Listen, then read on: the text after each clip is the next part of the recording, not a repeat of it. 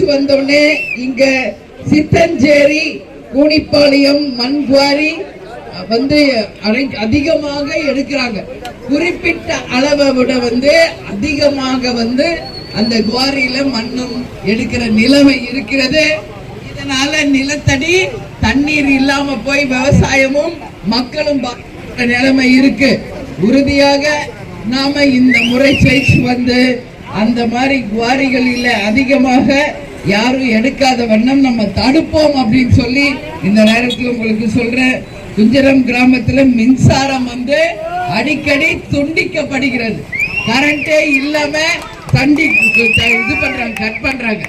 இப்ப கூட இதுக்கு முன்னாடி ஒரு ஊர்ல நான் பேசிட்டு இருந்தப்போ கரண்ட் ஆஃப் பண்ணிட்டாங்க.